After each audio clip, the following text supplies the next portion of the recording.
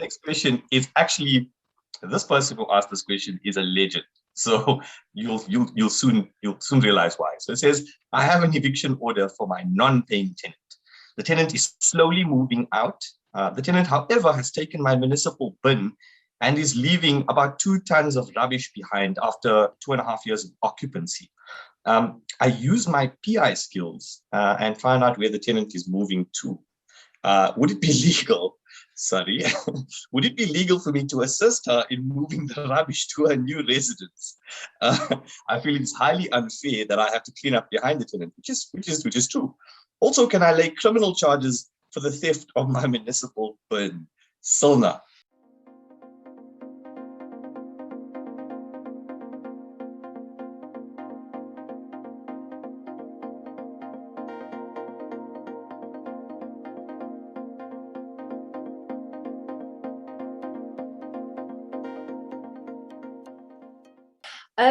Okay, so to start with, well done to the viewer for actually getting an eviction order and not just doing illegal things. So well done on that one.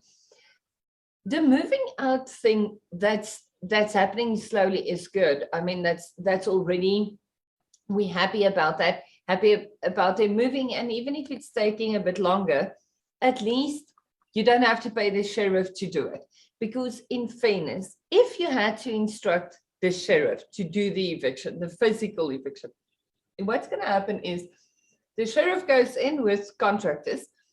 They basically chuck everything out on the sidewalk, but they leave more rubbish behind. And I've been present with a few evictions, and it doesn't look like. My sister recently immigrated, and she had like this moving company. They came in, they packed everything, every single thing, like even the last little bit of toilet paper on the toilet roll gets rolled up, and it's amazing. That's not the sheriff. The sheriff doesn't evict like that. The sheriff doesn't pack boxes and move everything politely. They basically chuck stuff out, like on blankets. They carry it out on blankets. And if there's stuff that gets left behind, it gets left behind. And there's usually a lot of things that gets left behind by the time the sheriff changes the locks, all the rubbish, everything. So to answer the legal side of the question, it wouldn't be illegal to take this stuff and dump it at the tenant's property. However, it depends on the intention. And I am worried that there might be an intention to cause damage to property where they are staying. And then I am concerned about the criminal aspect of malicious damage to property. It depends on what it is and where you're going to dump it. But if you dump it in a way where it's going to cause damage to the property, there could be a criminal element to that. Other than that, it's not illegal. Also, my concern is less a legal concern. My concern is more, and my advice is more in a more pragmatic sort of practical approach here. I am afraid that this would be more cutting off your nose to spite your face, because to pick this stuff up and to remove it is going to have, there's going to be a cost involved. And the statistical chance of that tenant picking it up and dumping it back is there. And then we end up with, throwing the paper this side and they throw it back and back, I don't think it's practical. I can't see that it's going to be illegal unless, like I said, it could be seen as malicious damage to property, which is unlikely, but I wouldn't recommend it just because I can see more detrimental repercussions. That's not necessarily illegal or criminal repercussions, but yes, a legal term you don't hear every day. Pain in the butt repercussions, because it could cause massive back and forth, and it's more harmful than what you would actually get the satisfaction from. On the stealing of the municipal bin, it was stolen with if you can prove that the elements of theft is obviously intention, and then you had to actually take the thing with the intention to now have it as yours, and you knew that you aren't allowed to have that. So in this case, I think it does tick the boxes of theft.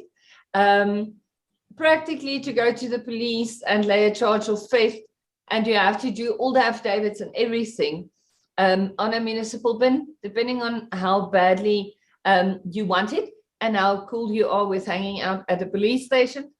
There's definitely merits in that, to be honest. Merits in actually getting prosecuted. Achman, what's the legal term? The part where they say it's such a small issue, de minimis non curiat lex. That's what I'm looking for. It's too small. It's such a small thing to, and I'm sorry, but that's a Latin translation, waste the court's time with. So I'm not saying it's a waste of court time. I would rather add the cost of replacement of the bin to the already damages that you've suffered, and approach the rental housing tribunal to collect your arrear rental as well as the bin cost from the tenant that you are evicting. So I hope that's practical advice in this circumstances. It really, really is. So thank you, Cilna. And also 2 tons of rubbish being dumped somewhere on some poor, unsuspecting landlord's property. I think, it's really concerning. Cilna, on that note, here's a question for you. It says, we moved into a house in the beginning of September. It's a rental agreement. The house looked perfect when we moved in.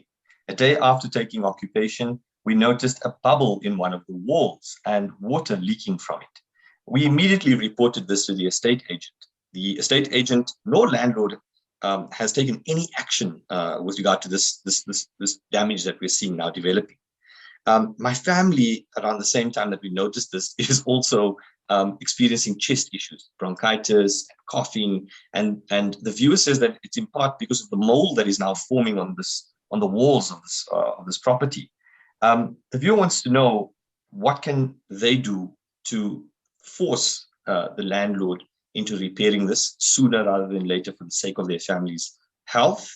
And would it be grounds to cancel the lease agreement? I mean, nobody wants to live in a place that is hazardous to their own health and the health of their family members.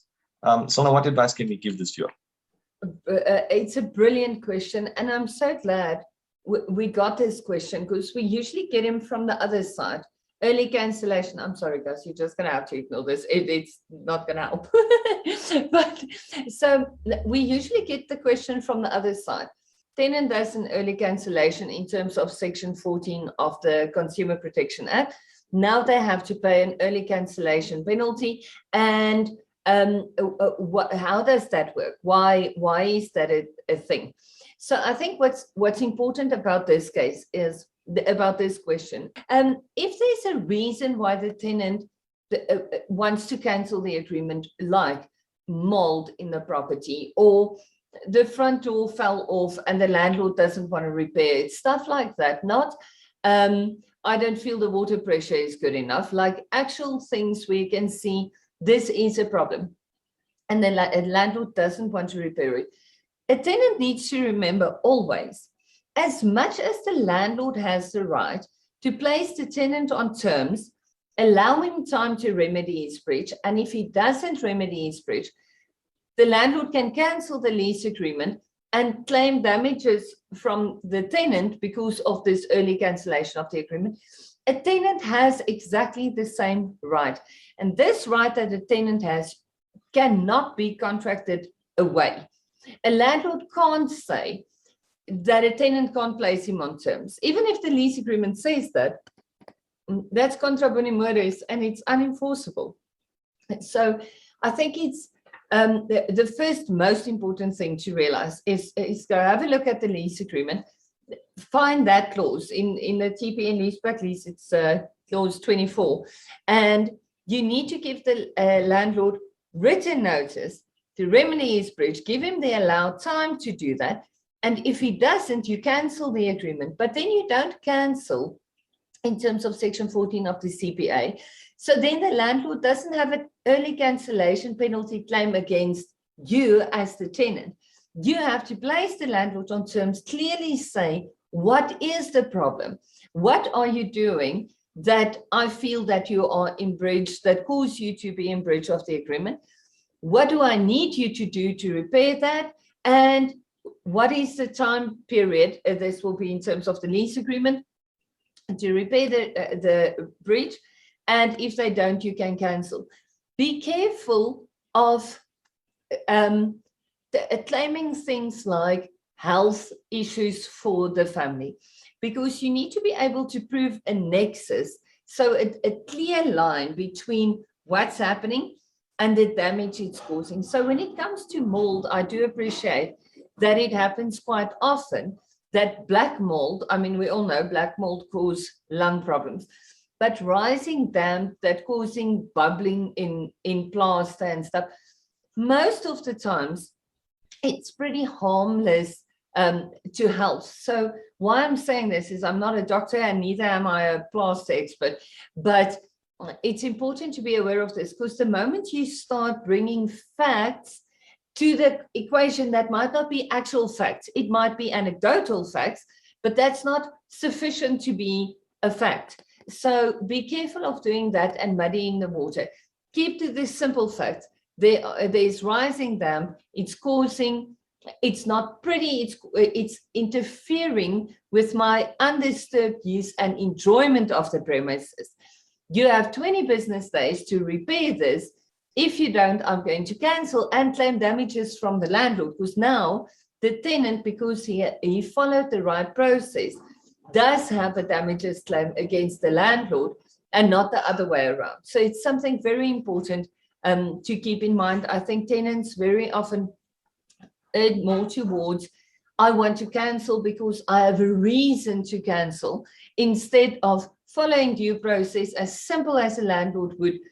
Letter of demand, you haven't paid rent, you have 20 business days to pay your rent and remedy your breach in full. If you don't, I'm going to cancel and evict you. Same thing for a tenant. Place on terms, and if he doesn't repair the damage, you can cancel and claim damage from the landlord.